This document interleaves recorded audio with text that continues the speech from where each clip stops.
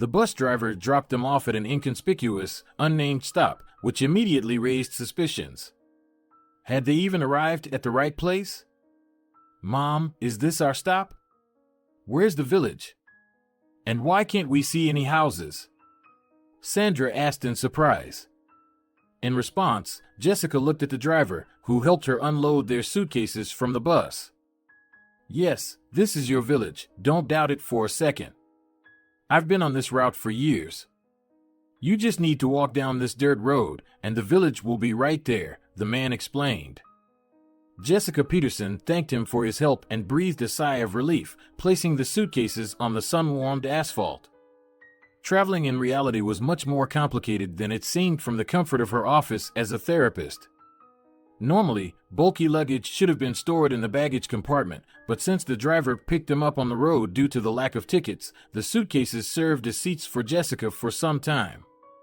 They had spent about 4 hours on the road, exhausted and demoralized by what had happened. A painfully bitter divorce, unfair dismissal from work, and the hurried preparation for relocation. All of this within tight deadlines, leaving Jessica's head spinning. Since Sandra had slept for most of the journey, Jessica stayed awake, guarding her sleep. Every time the bus hit a bump or fell into a pothole, it jolted, forcing Jessica to hold onto the suitcases, which served as her makeshift seat. Meanwhile, the bus doors slammed loudly, after which the driver started the engine and smoothly pulled away, bidding farewell to the travelers with a puff of exhaust fumes. Well, buddy, shall we go slowly? Jessica suggested, watching the departing bus. Yes, Mom, let's go. What if it gets dark, and I'm scared of wolves, the little girl said, looking around apprehensively. Just a couple of months ago, Sandra had finished second grade but reasoned like an adult.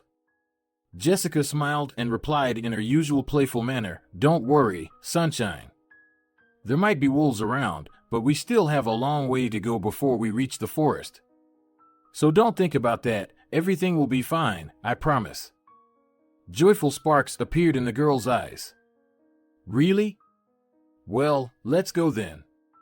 Do you know if our house will be big or not very? Jessica shrugged uncertainly. Oh, if only I knew. I got this inheritance by pure chance. One good patient made an effort. Taking the suitcases in both hands, she walked along the dirt road indicated by the driver. Sandra obediently followed, kicking up a cloud of dust with her small feet. Since the village was situated on an elevation, they had to walk uphill the entire time. After a couple of 100 meters, Jessica finally gasped for breath and set the suitcases down on the ground. I definitely don't have enough strength for this, she thought ruefully, barely able to stand under such a burden. Mom, are you tired? Maybe I can carry them? Sandra asked with concern in her voice. Jessica smiled at her daughter. Where would you carry them? They weigh more than you. At that moment, Jessica suddenly heard a strange noise behind her. What was it? A motorcycle? No, it didn't sound like one. The noise was much louder and had a distinct rumble. A car? Oh my goodness, it's cars, Jessica's mind raced. Her surprise was palpable when she turned around and saw the distinctive vehicle. Taxi? Does someone still call a taxi to such a remote place? She whispered. Mom, maybe the car is coming for us? Sandra asked hopefully. No, who would send a taxi for us out here? Jessica replied. Meanwhile, the car in a cloud of dust caught up with the weary travelers. After driving a few meters, the taxi driver stopped and, opening the passenger door, said, I can give you a ride. If you need, hop in, and I'll load the suitcases. Jessica exchanged a questioning glance with Sandra, then decided to accept the offer. Taking the front seat, she seated her daughter in the back and closed the door. The tall taxi driver quickly handled their suitcases, stowing them in the trunk. Well, shall we go? He said, starting the engine. I'm Jessica. And this is my daughter, Sandra, the passenger replied shyly. The taxi driver nodded, and his conspicuous yellow car roared to life, heading towards the village. To pass the time on the journey, Jessica cautiously asked, "You're probably on a call, right?" The driver smiled. "Yeah, delivering medicines to the field hospital. They've set up a medical station in a house near the village, and they hired me as a courier to pick up drugs from the pharmacy warehouse. Much more convenient this way. Especially since I've done this route several times." "Oh, a field hospital? That's serious. I wouldn't have thought a village like this would have its own medical staff," Jessica remarked respectfully. "Well, with no other medical facilities around for miles and the district clinic being quite a trek away, having your own transportation is necessary. But a small problem has cropped up. The doctor there, Arthur Gardner, he's been working there for 80 years, but he fell ill, got sciatica. There's no one else to see patients," the taxi driver replied, keeping his eyes on the road. Jessica nodded sympathetically and looked out the window. Along both sides of the road stretched vast yellow fields and sparse patches of woodland, gradually giving way to dense forest. "So, where do you need to go exactly?" "What's the address?" the taxi driver asked again. Jessica startled. Then she reached into her purse and unfolded a paper folded several times, reading aloud, "All right, Central Street, number 7. Do you know where that is?" In surprise, the driver hit the brakes, and the car came to a sudden stop as if rooted to the spot. "William, what's wrong with you? Is something the matter?" she asked, concerned. The driver looked at her with surprise before saying, "Are you sure you're not mistaken? Central Street, number 7, right?" "Yes, that's right. Why would I be mistaken? It's clearly written in black and white," she replied. The taxi driver shook his head ruefully. "You've probably been given the wrong coordinates. You see, that address is where the field hospital is located, where I'm delivering medicine at Arthur's request." Jessica's breath caught in surprise. "A field hospital? But there's supposed to be a house there. I inherited it from Vincent Warren. I have the documents to prove it, I can show you." William looked at the passenger with irony. "Sure, I believe you. Why would I need to see those documents? I wouldn't understand them anyway." Jessica bit her lip in offense and turned away, looking out the window. What news? How could this happen? She had hoped so much for this house, and now what? Go back? And all because of her ex-husband, Robert, who kicked her and her daughter out of the house after their divorce to indulge in pleasures with his young mistress. Soon the village appeared. Jessica's desired house was on the outskirts, and she noticed it right away. As it turned out later, the taxi driver was right. The house she inherited was indeed where the field hospital was located. How did this happen? Could there really be a mistake in the documents? She thought sadly. Meanwhile, William stopped the car at the gate, which had a cross painted on it in red. "Mom, are we going to live in the hospital?" Sandra asked cautiously. Jessica shrugged uncertainly. "Honestly, I don't know, Sandra. I didn't expect this at all." Placing the suitcases in front of the gate, William took out a small bundle of medicine and started knocking on the gate. "Hey, anyone alive in there?" "Delivery's here," he called out. Jessica looked around warily. It seemed like the whole village was watching her every step or movement. And this was despite the fact that the village itself lived its measured and unhurried life. Dogs barked, geese honked invitingly, and pigs snorted cheerfully, rooting around in their troughs. Meanwhile, the cows peacefully grazed in a distant pasture and were supposed to return home by dusk, driven by the shouts of the village shepherd. Soon, the creak of the front door being opened echoed from the house, and a minute later, the gate swung open, revealing a displeased woman in her 30s dressed in a typical white medical coat. Casting a hostile glance at the guests, she asked, addressing the taxi driver, "Oh, hi, William. And who are these people? Your acquaintances, I suppose?" The driver coughed awkwardly. "No, Mary, I was just passing by, and Jessica and Sandra were walking along the road. I couldn't just leave them." Mary grimaced as if in pain. "And what do they need here? And where's the promised medicine? The driver was about to speak up, but Jessica beat him to it.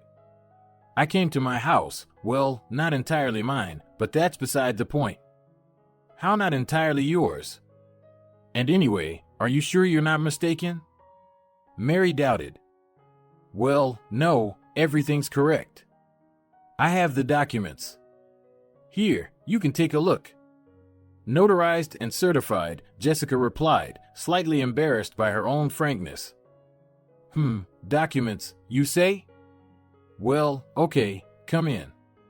You'll need to show these papers to the chairman and Arthur, Mary replied more amiably, her behavior revealing traits of a junior medical staff member, most likely a nurse or orderly. Well, now that you've sorted things out here, I'll be off, I suppose. Here, take the medicine. Everything's according to the list. The seal on the package is intact. William said farewell and headed back to his car. Evening was approaching, and he still needed to park the car at their taxi stand. Bye, William, come again, don't forget, Mary chirped in farewell, sending the departing guest an enamored glance. Oh, it's like Shakespearean drama unfolding here. She snarled at me like an angry cat. Must be jealous, perhaps, Jessica thought, barely suppressing a smile. Only when the taxi disappeared around the corner did Mary decide to usher the guests into the house. The nurse refused to help Jessica with the suitcases. Jessica smiled but refrained from reproaching Mary. What was the point of escalating tensions on their first meeting? Who knew how their lives would intersect in the future? They might end up working alongside each other. In fact, this house is divided into two halves.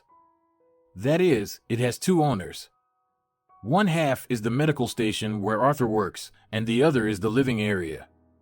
It was abandoned for a long time until the local chairman renovated it so the doctor would have a place to live. His own house burned down, and his son and daughter-in-law live at the other end of the country. He didn't want to bother them. Most likely, your inheritance refers to the half of the house designated for living, Mary explained as she ushered the guests inside.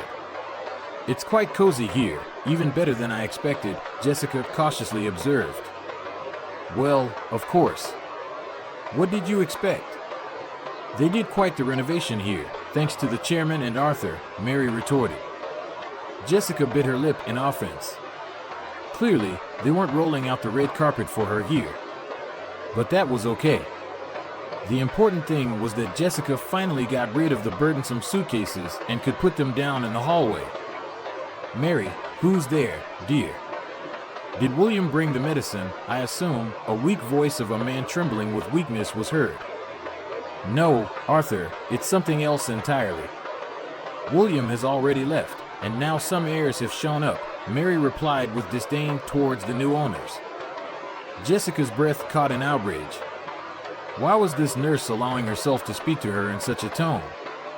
Did Jessica and her daughter not deserve basic respect? Heirs? That's serious business. Let them in. And Mary, make some coffee, please. For me and the guests, the man replied in the same weak voice.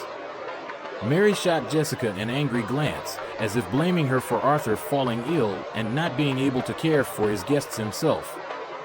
All right, I'll make it now, Mary grumbled through gritted teeth. Jessica smiled and walked into the room where Arthur was.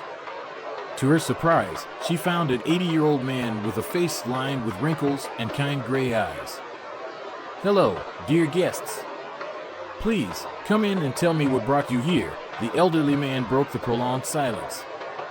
Jessica felt uneasy, then took out the folder with the late Vincent's will from her bag. Here, take a look, she said. I'm sorry for the suddenness, but if it weren't for the circumstances, I would have never come here so unexpectedly, like a bolt from the blue, without warning. Arthur smiled, but didn't bother to examine the will. He took Jessica's word for it. At 82, he had learned to read people, and he immediately understood that she was telling the truth. Besides, what was the point of lying to this kind woman with a little girl in tow, who was also holding 2 huge suitcases? Don't worry, I won't turn you away. Please, have a seat, Arthur said. In a way, it's my fault that this happened. The house had been vacant for so long, about 10 years or even more. So, I decided to use it for my needs. This half of the house used to belong to Vincent Warren, my childhood friend. But then he moved to the city and didn't come back here for 10 years. So, I sort of took over this house on my own. Although, if Vincent were to return, I would give him back this house without any hesitation. What about the renovations? You've put in so much money and effort, Jessica asked skeptically. Arthur waved his hand dismissively. Oh, those funds? Today they're here, tomorrow they're gone. Is that where happiness lies? The main thing is that we've set up a medical station here. Now people from all around the area, and sometimes even from the city, come to us. It's just a shame about health. I could use a colleague to help out in case of emergencies. I'm barely managing on my own. Mary, she's only a nurse, and there's so much work. At that moment, a spark of joy lit up in Jessica's eyes. Well, I'm a general practitioner. Maybe I could be of use? Just 2 weeks ago, I was working in the therapy department of the city clinic. Arthur raised an eyebrow in surprise. In the therapy department, you say? That's perfect. We desperately need specialists like you. Maybe you'll come work with us? You could live here and work. I can't promise a big salary because our venture is purely voluntary, you understand? But I'll talk to the chairman. Richard Holland is a reasonable man. I think he could arrange a decent salary for you. Jessica shook her head. Arrange? What do you mean? Do you work independently, separate from the local government? Arthur smiled. Well, you could say that. But we're not exactly self-governing here. We work in what you might call challenging conditions. We provide assistance to the population due to the lack of necessary specialists. Not everyone can afford a trip to the city, where even the buses don't run so frequently. And forget about the train. Sometimes there's so much crowd there that a sick person wouldn't even fit in. So, we're here to help, and if necessary, we refer people to specialists in the city. Like my mom? Sandra interjected somewhat awkwardly. Yes, like your mom, Arthur replied seriously, as if speaking to an adult. Jessica smiled as she looked at the elderly doctor, catching herself on a very interesting thought. He's actually a good man. Others at his age tend to think only of themselves, but he took the initiative to organize a medical station in the village, which, due to circumstances, lacked medical assistance. Seeing the frozen surprise in Jessica's eyes, Arthur said, You, make yourselves at home, dearies. I have 2 spare rooms here. I'll stay in one until I find something better, and you and your little girl can have the other. You can even take 2, I won't mind. By my age, I've come to understand that chasing luxury isn't necessary. I'm used to making do with little. You could say I live in Spartan conditions. Tears welled up in Jessica's eyes. How much she had missed such words of support lately, especially from men, from whom she had suffered quite a lot in her life. Mom, when are we going to eat? I'm hungry. Sandra broke the awkward pause again. Jessica absent-mindedly shrugged, then remembered that she had packed a few sandwiches and coffee in a thermos for the journey. But since the trip had been quite eventful, they simply hadn't had time to eat. Let's all have dinner together, Jessica suggested to the elderly doctor. However, Arthur immediately waved his hands in protest. No, thank you, I've had enough coffee. I don't want to eat, I have no appetite, especially after this illness hit me. It's relentless. I used to be into diving when I was younger. You know, diving into the water, exploring riverbeds. Back then, it was called something else. But I, foolishly, spent a lot of time in the water. That's how I got myself a backache. And now I only see the underwater depths on the TV screen, Arthur said with a smile. Are there any medications available now? Medicine has come a long way. Ointments, injections? Jessica cautiously inquired. Oh, no, dear, I don't want any medications anymore. I mostly treat myself with herbs now. And I help people because I know it's the most I can do for them. Arthur shook his head. My son and his fiancée live 2,000 kilometers away from me. So, I don't get to see them often. But, fortunately, I have a son. But it's still unclear how things will be with children for them. At that moment, the door opened, and Mary appeared at the threshold with a tray, on which stood 3 cups of fragrant, steaming coffee. Here, Arthur, help yourself, she said to the elderly doctor. Mary once again pretended as if Jessica and Sandra weren't even in the room. Thank you, Mary. May God bless you with health and a good husband. Living alone must be tough. Especially in a private house, where you can't do without a man, Arthur said understandingly. After these words, Mary visibly blushed and cast a worried glance at the guests. From her reaction, Jessica immediately understood that the nurse didn't want her to know all her intricacies. However, Jessica had never been overly curious and always avoided gossip or discussing others' shortcomings. Mary, why didn't you make yourself some coffee? Arthur worried. No, I don't feel like it. I just had a cup recently. I think I'll go to bed. I doubt we'll have any more patients tonight, Mary replied with feigned calmness. Jessica immediately understood what was going on, interpreting it as follows. The stubborn nurse simply didn't want to sit at the same table with her. Obviously, Mary, with her practiced eye, saw her as a rival, although Jessica herself didn't see it that way. And what kind of rival could she be to this woman who had lived here since birth? If everything had been fine with Jessica herself, would she have moved to this wilderness with her little daughter in her arms? Unlikely. Just a couple of weeks ago, she had at least had a beloved job, and now there was nothing but half of this dilapidated house in the middle of nowhere. Absent-mindedly sipping the fragrant coffee from her cup, Jessica didn't notice how she sank into sad memories that originated in her past. The whirlpool of events and images enveloped her like a magical kaleidoscope, where events unfolded in an entirely random order.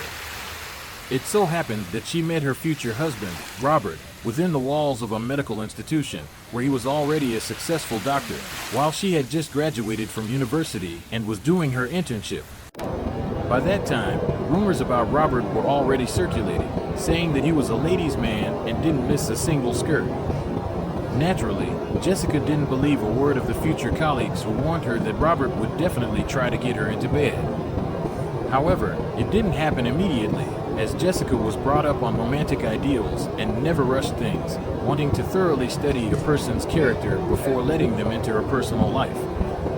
Realizing that he wouldn't be able to win over the melancholic beauty so easily, Robert changed tactics and began to court her with the flair typical of those who can afford it. The young man's parents held a high position in the Ministry of Health, and therefore, they actively promoted their son, eventually securing his appointment as the head of a department. It's worth mentioning that no one among the therapy staff doubted the fact that Robert got his position solely thanks to his father and mother. It was they who pushed him forward like an icebreaker, breaking a path through the bitterly cold waters of the Arctic. In fact, more experienced and qualified doctors were vying for the position of department head, but it was Robert who became the leader. Although it may seem like fantasy to someone, conquering this peak was just one step in the rapid development of his career for the young man. Ironically, his appointment coincided with the beginning of his relationship with Jessica, who finally reciprocated his courtship and began to consider herself his fiancée. At some point, Robert noticeably tensed up because marriage at this stage was not in his plans at all. On the other hand, being with Jessica made him feel comfortable, and he saw nothing wrong with tying himself to her in marriage. Moreover, at that time, Jessica was just 2 months pregnant, which ultimately tipped the scales towards a quick wedding. Honestly, Robert had always dreamed of living as a bachelor until he was 40, without children and without family obligations. But after hearing about the pregnancy, his life changed drastically. Fantasizing on this topic, Robert often saw himself as a knight and conqueror, winning women's hearts with enviable regularity and persistence. But with Jessica, such tactics didn't work because she refused to be the mistress of a wealthy boss. Most annoying for her was that everyone in the department believed that Robert would now push his chosen one up the career ladder, just as his parents had done not so long ago. To the disappointment of many, Robert turned out to be a poor manager, and all his work boiled down to the fact that he openly took bribes from anyone who offered them. Meanwhile, Jessica had a very difficult time, especially during her pregnancy. She suffered from morning sickness and dizziness, which frustrated her and prevented her from focusing on anything specific. As expected, there was no support from Robert. For example, when Jessica woke up at night from discomfort in her abdomen, her husband simply turned over to the other side or even went to another room and turned on the TV at full volume. The situation was exacerbated by the fact that Jessica was carrying twins, whom her negligent husband most likely saw on the monitor in the ultrasound room. Robert then seemed to go off the rails. For some incomprehensible reason, he suddenly started disappearing at work for days at a time, not coming home for several days. To Jessica's timid questions about where exactly he was disappearing to, her husband simply replied, "Problems, Jessica. They're overwhelming. The ministry keeps calling, the chief doctor drags me in, and then he prescribes a pill for everyone. So work is tough now, not like before." Concerned, Jessica said, "But still, you should take care of yourself, otherwise your lack of sleep will lead to no good. And again, your diet. You know, a poor diet can lead to gastritis and ulcers. And what are you going to eat there when you don't leave the office for days?" Robert struggled to suppress a smirk and immediately replied, "Oh, nothing, Jessica, I'll figure it out. I'll run to the canteen. You know, it's not far from us. Just across the road, and you're there." In reality, he didn't go to any canteen at all, spending all his free time with his mistress. It was rumored that by the time Sandra was born, he already had 3 mistresses. And he even managed to live with several families simultaneously without burdening himself with any conditions or cares. As luck would have it, the contractions caught Jessica at home because she had hoped until the last moment that the girls would be born on the schedule set by the doctors. But, as it turned out, everything turned out completely differently. Unfortunately, Robert wasn't home at that time, and Jessica had to call an ambulance, which arrived half an hour late due to a severe blizzard and icy roads. Meanwhile, her husband was having fun at a roadside hotel with his mistress and didn't even think about how bad his wife might be feeling. To avoid being disturbed, the young man turned off his phone and only found out about the birth of his daughter 2 days later. But even more shocking was not this, but the fact that the first thing Robert asked was, "Why is there only one girl? Where is the second one? What happened? Jessica, why are you silent? Why are you silent?" The young woman in labor quietly sobbed, then broke into hysterical sobs. It turned out that the doctors couldn't save both babies. And Jessica's joy at the birth of one daughter was overshadowed by the grief of losing the second. No, the cesarean section was performed on time, and the attending surgeon did everything as required. It seemed like there was nothing dangerous about this simple operation. But as is known, every case is unique. And therefore, there is always a risk that something will go wrong. But this didn't mean that Jessica blamed her medical colleagues or anyone else. She understood, life throws all sorts of challenges. After the birth of Sandra, for some inexplicable reason, Robert cooled towards his wife and began to consider her responsible for the death of their second daughter. "It's all your fault. If you had gone to the hospital on time, everything would have been fine. But no, you waited, didn't you? You should have been in the pathology department for 2 weeks, as prescribed. But no, you felt the pull of your family home," he accused. Jessica paled and her expression changed. "What does that have to do with anything? You're not an obstetrician, you're the head of the therapeutic department, and you have no right to tell me what would have been better or worse," she replied. Robert smirked. "Well, look. Don't think I'll cover for you. In 3 years, if you don't come back from maternity leave, I'll fire you. Or better yet, transfer you somewhere remote. You know, employees from the provinces are always asking for valuable personnel. so I'll send you there if you keep behaving like this. Do whatever you want. You can even send me to the middle of nowhere. I don't care anymore." Jessica replied tearfully. As it turned out, the upbringing of their daughter was entirely on her shoulders. Robert, meanwhile, disappeared at work for days on end, turning his life into an endless series of intrigues and revelries. However, now Robert no longer hid the fact that he spent time not at his desk, but flaunted in the company of leggy beauties or new, doe-eyed nurses. Unnoticed, 8 years passed, which seemed like an eternity to Jessica. Day after day, the same routine: work, home, work. Probably like all young mothers. During this time, Jessica managed to send Sandra to kindergarten after her maternity leave and then to school. And she did it all herself, as there was hardly any support from her husband. Jessica's mother-in-law and father-in-law also didn't warm up to Sandra and rarely agreed to let their granddaughter visit their home. At some point, Jessica even thought that they considered her granddaughter to be someone else's or born of another man.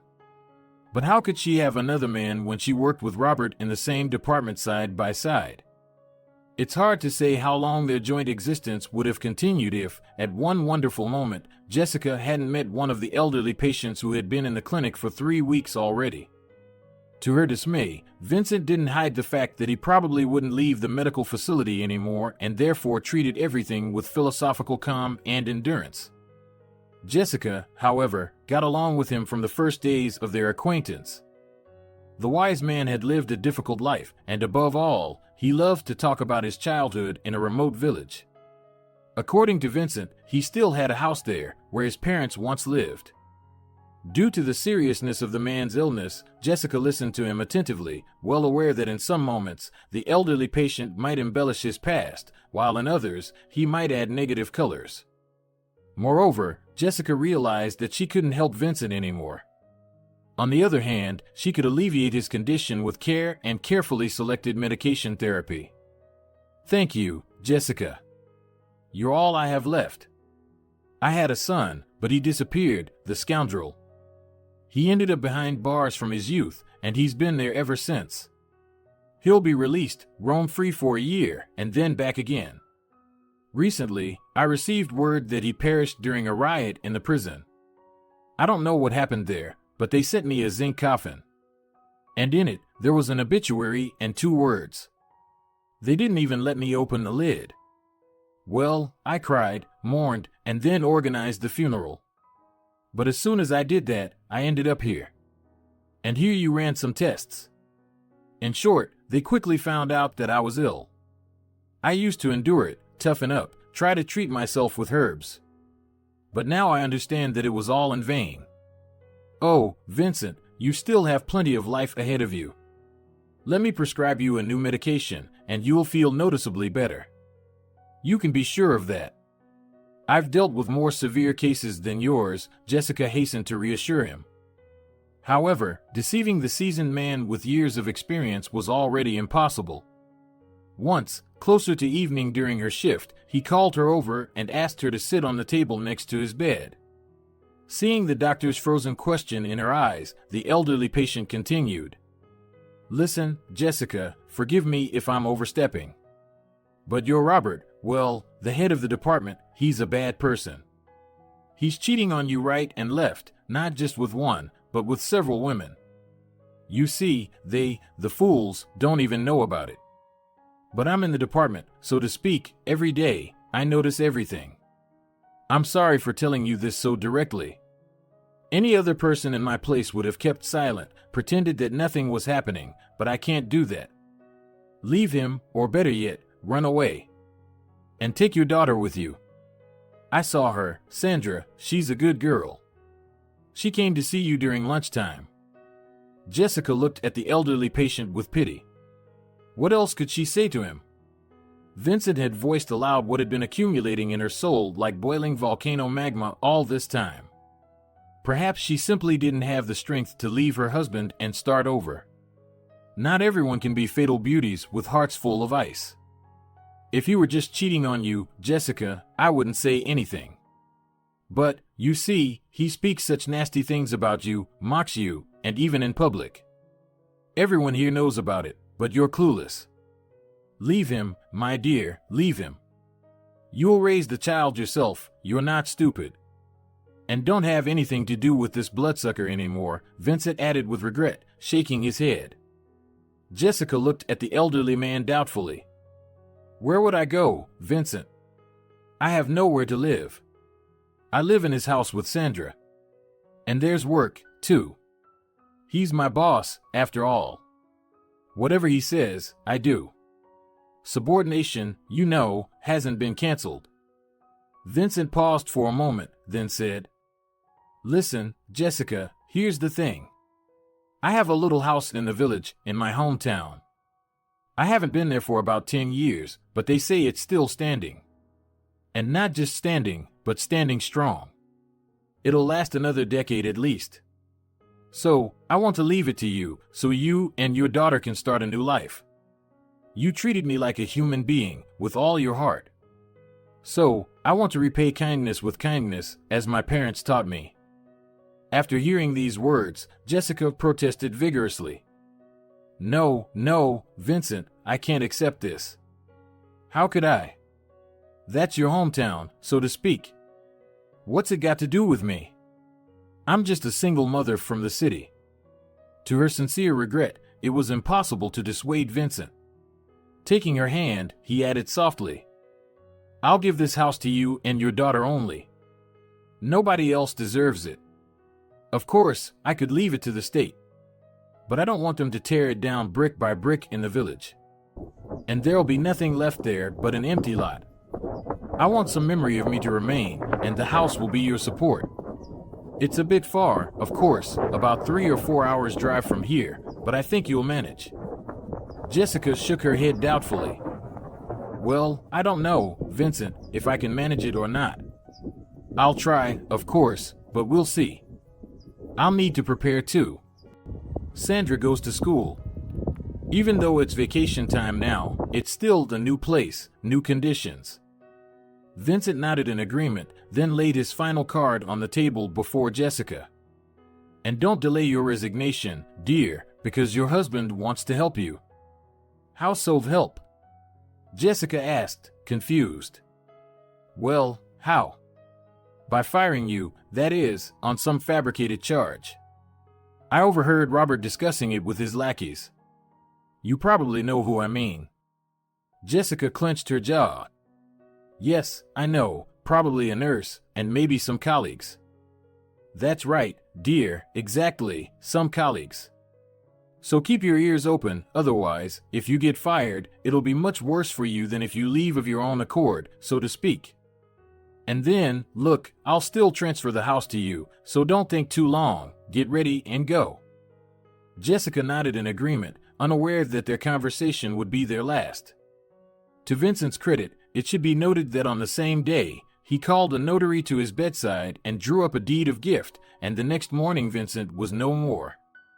Unfortunately, the departure of the elderly patient coincided in the most inexplicable way with the threat he had warned Jessica about. Robert, deciding to get rid of his annoying wife and daughter, had already raised his hand to strike first. To start with, he openly accused Jessica of negligence and irresponsibility in the workplace during a staff meeting. In turn, his wife didn't hesitate to retaliate immediately. And how do you see my negligence, Robert? Robert smirked maliciously. How come? For example, you spent days in Vincent Warren's room, and what about the other patients? Were they worse off than him? I don't need such employees. I need order, not what you've done here. So, pack your things and leave.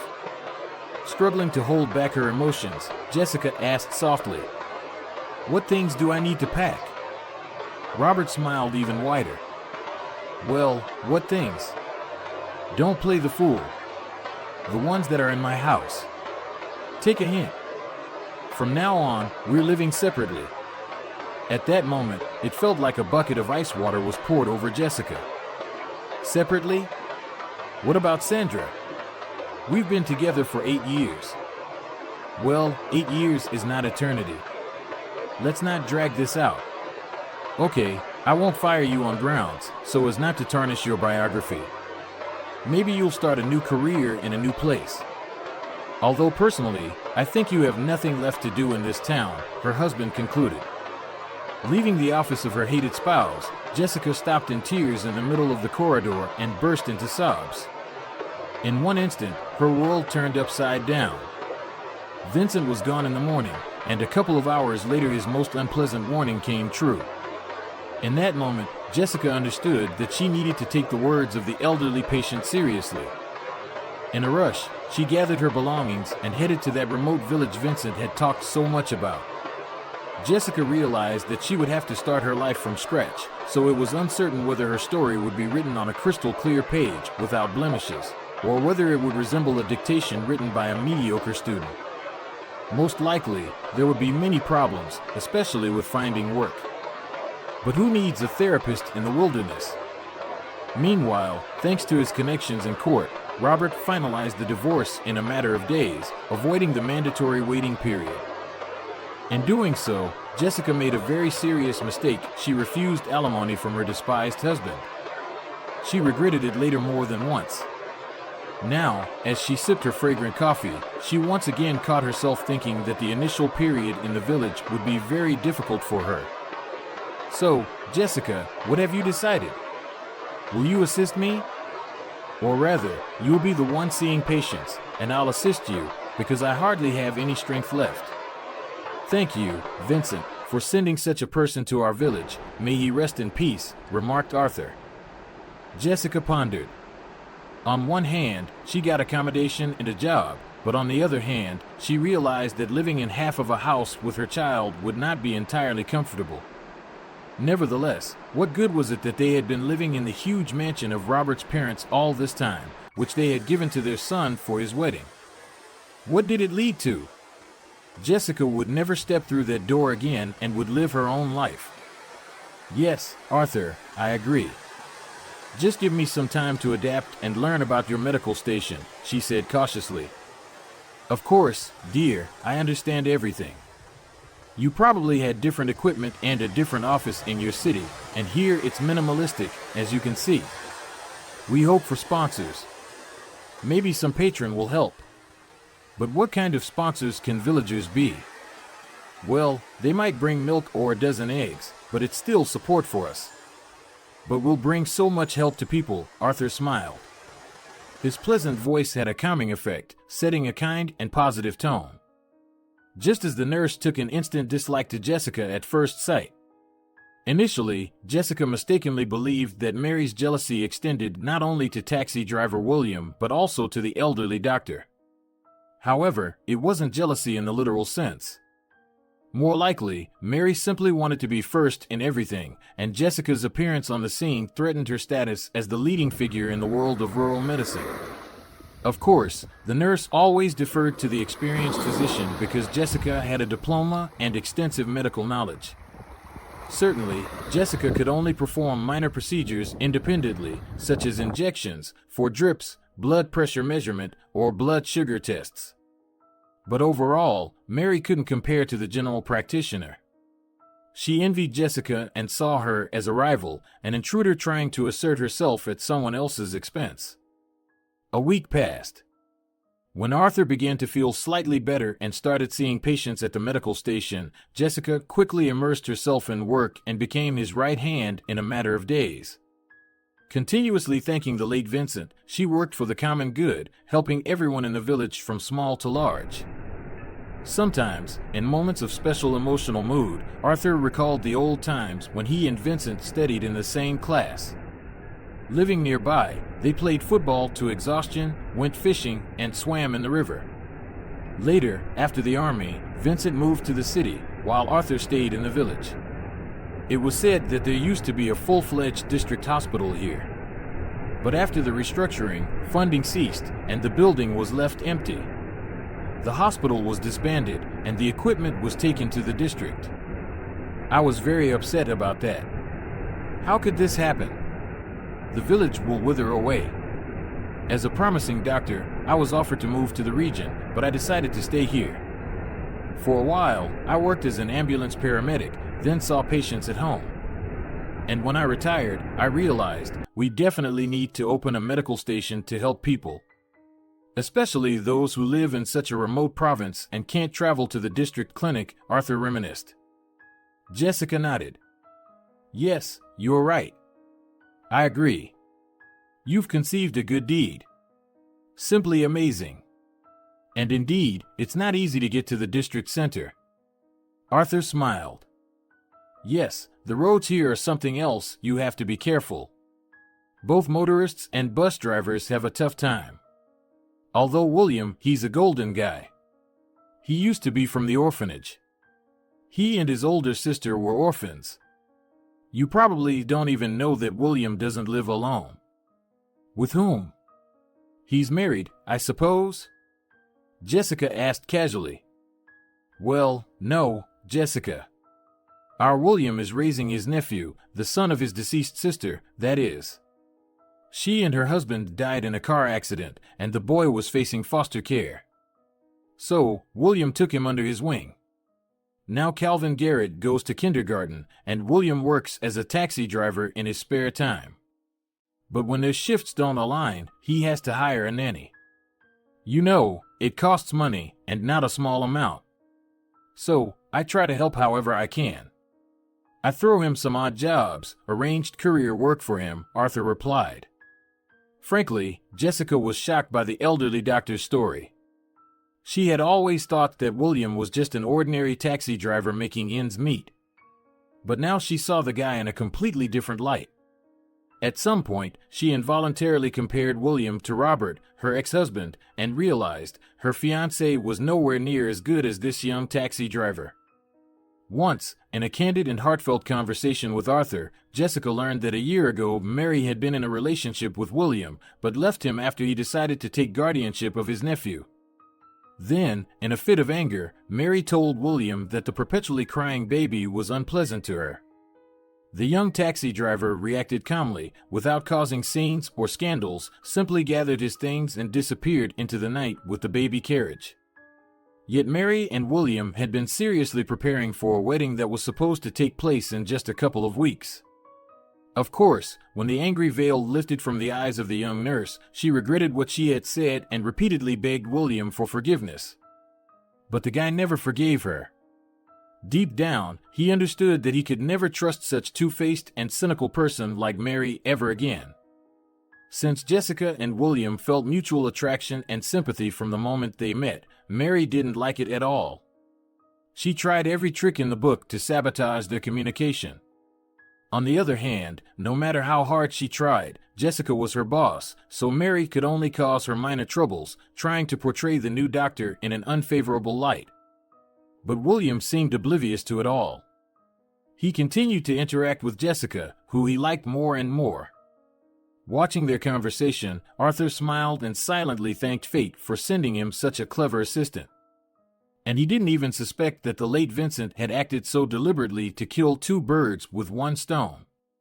Firstly, to help the unfortunate mother get rid of the burden of her unfaithful husband, and secondly, to provide the beloved village with a highly qualified general practitioner. At first, Jessica was even upset with Vincent, who didn't tell her that the house was initially divided into two parts, but eventually she realized the village was truly the best place on earth. On weekends, she walked by the river with Sandra and William, gathered mushrooms in the forest, and enjoyed nature. In those moments, Jessica immediately remembered how sad and lonely she felt when she spent weekends with her ex-husband Robert, who always seemed preoccupied. Mary, however, was irritated and secretly cried, seeing Jessica and William spending time together. Once, the sly nurse even complained directly to Arthur, saying that Jessica spoke ill of him. But the elderly doctor immediately understood that Mary wanted to drive a wedge between him and his colleague. "Mary, I don't believe a word you say. You'll have to forgive me, but jealousy and envy aren't the best qualities. Accept it, let go of William, he's not yours anymore," Mary muttered, slamming the door. Unnoticed, 6 months passed. Jessica and William became so close that they already considered themselves a couple. Despite Mary's machinations, their relationship grew stronger day by day, filling their hearts with love and mutual respect. One day, in utter despair, Mary tossed the lipstick into William's car, knowing full well that Jessica didn't use cosmetics. Deep down, she hoped that her rival would surely notice the foreign belongings and flare up. But Jessica just laughed and threw the lipstick in the trash. And Mary mourned over it for a long time, as Elite cosmetics weren't cheap. A month after that, Jessica learned that Robert had become a suspect in a criminal case involving large bribes and fraud at the city clinic. As a result of a massive investigation, not only the chief physician was removed, but also almost all the heads of departments who were caught abusing their positions. Jessica found out about this from the newspapers she regularly subscribed to. She read them together with Sandra, thereby achieving a double result, keeping up with the latest news from the city and helping her daughter develop her reading skills. And sometime later, a new chief physician arrived in the village, who offered Jessica to return and take the vacant position as head of department. She looked at him with surprise and shook her head negatively. "No, I'm sorry, I'm not going anywhere. I'm staying. Everything suits me here," Jessica said firmly. At that moment, Arthur intervened in the conversation. "Jessica, wait, don't be hasty. Maybe you should go after all? It's such an opportunity to advance your career." But Jessica responded firmly and decisively. "No, I'm staying here." Meanwhile, Mary held her breath, imagining that Jessica might gather her things and leave for the city, leaving Arthur and William in her care. But Jessica decided to stay no matter what. And Mary realized her plans wouldn't come to fruition, as Jessica had stubbornly refused the offer from the newcomer. Once Jessica had the opportunity to prove herself in the city, but she didn't take it. Now, the young mother had found herself here, in the province, and didn't want to leave what had become dear to her heart. At that moment, something clicked in Mary's mind. Catching up with the clinic's chief physician already on the street, she quietly asked, "Joseph, maybe you'll take me as a nurse? I've been working here in the province for 4 years, and I want to go to the city to get accommodation and opportunities for career growth." Joseph Harris raised his eyebrow in surprise, then looked around for Arthur, who stood on the porch of the clinic. "Colleague, can I take Mary with me?" The elderly doctor nodded in agreement. "Of course, you can. Mary is a worthy employee, diligent and very capable. Take her, you won't regret it." Since then, Jessica and Mary never met again. It was rumored that Mary's ambition made such an impression on the new chief physician that just 3 months later he proposed to the provincial beauty. Ironically, at the same time, William and Jessica tied the knot.